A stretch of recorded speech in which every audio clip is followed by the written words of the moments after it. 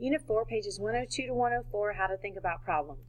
The strategy for solving word problems involves making connections between the facts given in the problem and chemical principles that connect these facts together. Students often make the mistake of simply memorizing procedures for solving problems, and this is a very bad approach. On exams, I'm going to give you problems you've never seen before and expect you to figure out how to solve them. My intention is to find out if you really understand the concepts or if you have simply memorized how to do certain calculations.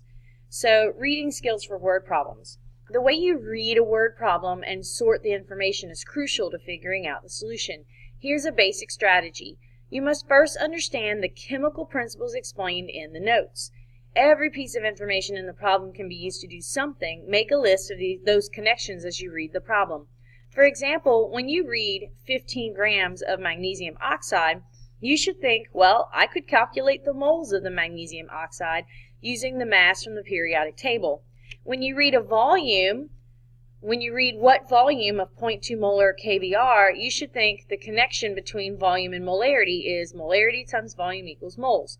So if you have the molarity and you want to know the volume, then somehow you need to get the moles of the KBr to solve this problem.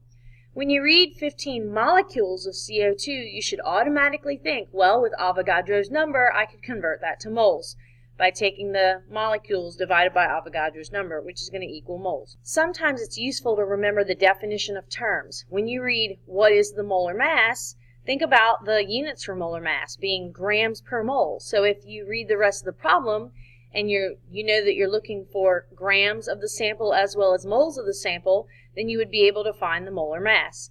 When you read, what is the molarity of, think molarity is moles per liter. So as I read the rest of the problem, I know that what I'm looking for, I need a way to find moles of the sample and the volume of the sample.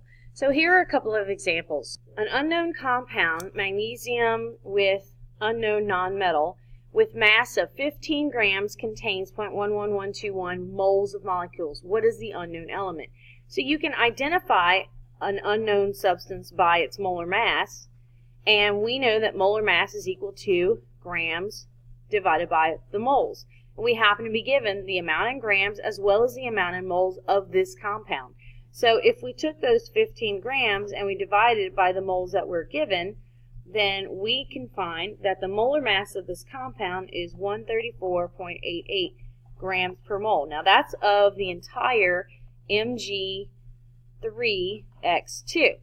So I'm trying to figure out, though, what is X. So if I subtract out the molar mass of these 3 magnesium atoms, then I would get 61.95 grams per mole. And that's going to be of just the 2 X's that are left in the formula.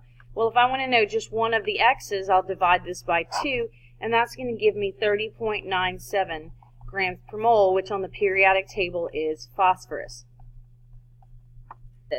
A solution contains, it's telling me it's a solution, so I know that this is aqueous, which means it's dissolved, and I can write a dissociation equation for that to represent it.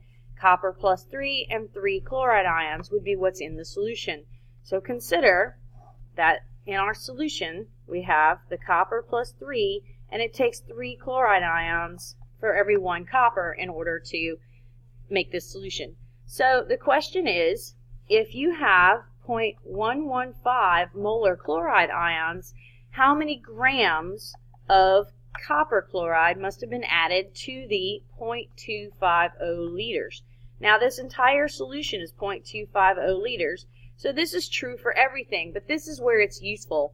Automatically, when you see molarity and volume, you know you can multiply those and you can get moles. In this case, the moles is going to be 0.02875. Because I have the moles of the chloride ions, well, anytime you have moles, you can do a mole-to-mole ratio. And so that's what I would want to do here. I'm going to have 3 moles of chloride for every 1 mole of copper chloride. Oops. And so when I divide this number by 3, I'm going to get 9.583 times 10 to the negative 3 moles of copper chloride. And now I can go to the periodic table and convert from moles to grams. And the molar mass on the periodic table is 169.9, So when I multiply these, I get 1.63 grams of copper chloride. So you just want to think about what you have and what you can do with what you have in every problem you approach.